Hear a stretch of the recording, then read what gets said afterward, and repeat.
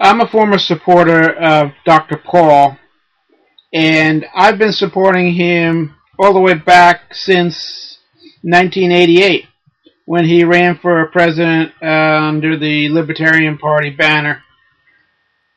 And I also supported him again in 2007, 2008. But now, with all this coming out about the newsletters, I mean, it came out before, back in 2007, 2008, and it was damaging, of course, back then, and I heard about it. But it's come out again, and some of the newsletters were shown online, and you could read them, and after reading them over, I've decided that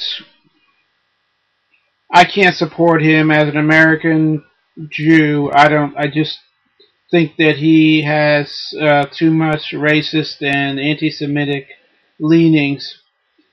So I just can't do it anymore. I can't really support him because, based on his thinking, just doesn't make sense. And then in this next clip that I'm going to play, you can clearly hear him making racist and anti-Semitic comments in his pushing people to listen to his, to rather buy his newsletters and read his newsletters. This goes back a number of years on C-SPAN. It's really awful stuff. Let's listen to it. To put out a political type of business investment newsletter. It sort of covered all these areas. And it covered a lot about what was going on in Washington and financial events, and especially some of the monetary events. Since I had been especially interested in monetary policy, had been on the banking committee, and still very interested in that subject, that this newsletter dealt with it. This has to do with the value of the dollar, the pros and cons of the gold standard, and of course the disadvantages of all the high taxes and spending that our government seems to continue to do.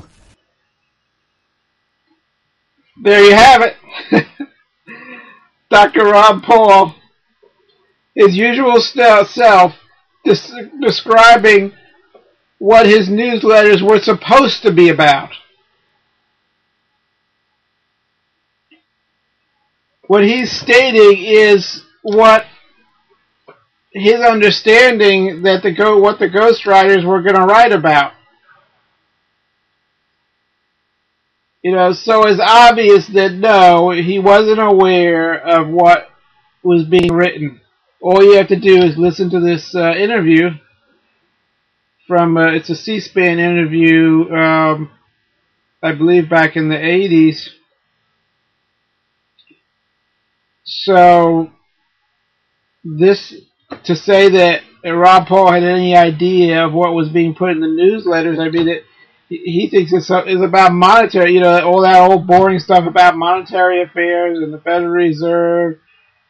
Back when these newsletters came out, nobody wanted to hear or cared about the Federal Reserve except for, probably hardcore free market or libertarian people. I mean, it's not something that anybody talked about. The Federal Reserve, what's the big deal about the Federal Reserve? We need a Federal Reserve, and printing money, that's what they're supposed to do. They're supposed to print money. Nobody had the idea, cared about today's concerns that the Federal Reserve is printing too much money and is debasing our currency, and all that needs to be fixed. So there we have it. Obviously, I lied and fibbed. No, I still support Ron Paul. To think that some newsletters that he wrote 20 or 30 years ago really is that pertinent and should cause anybody not to vote for him is absurd. I mean, he is obviously not a racist. Obviously, it was a serious, it was lack of judgment in trusting the ghostwriters to to write what they did.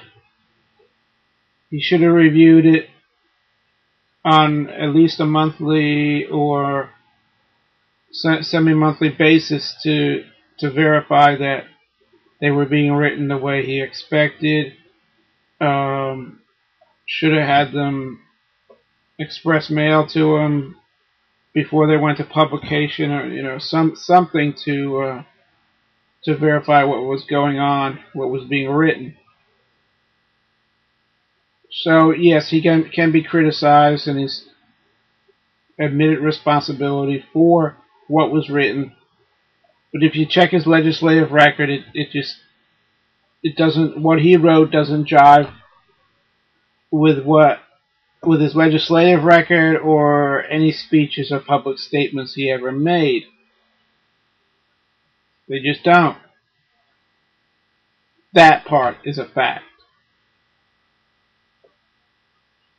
So really at this point, it's just saying no, the man isn't perfect. He made some mistakes in his past. But let's not ignore, all our presidents have made mistakes in their past, and Ron Paul's mistakes are no worse than anyone else. No one was injured or didn't cause any catastrophe to happen. So it's really not relevant to whether someone should vote for him or against him. Examine his record, his legislative record, and his stand on the issues. If you support his stand on the issues, vote for him. If you don't, fine. But these charges of racism, they don't stick at all.